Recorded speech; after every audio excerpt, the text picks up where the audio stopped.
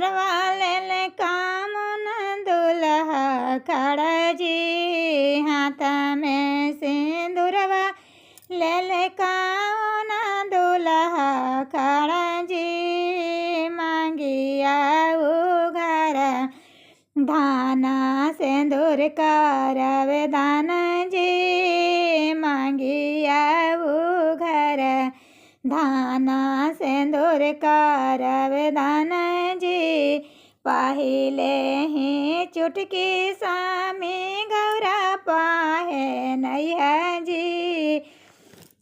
पहला ही चुटकी स्वामी गौरा के चंगई है जी।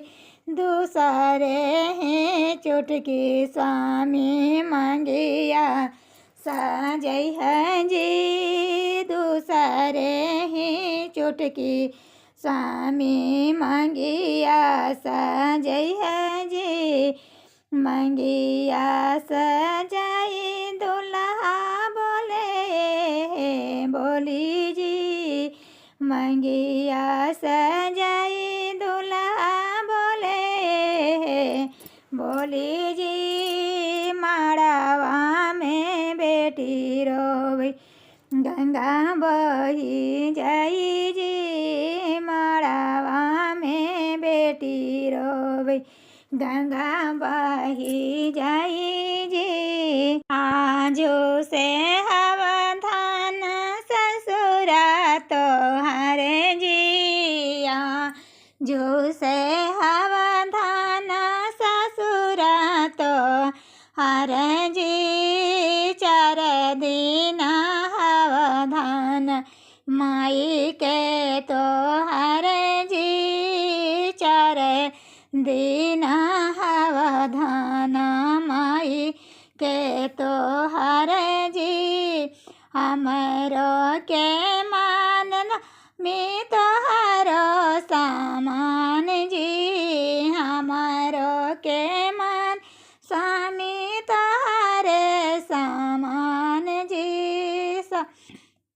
तोहरो सामान जी। माई के 4 दिन ससुरा हजार जी। माई के 4 दिन ससुरा हजार जी।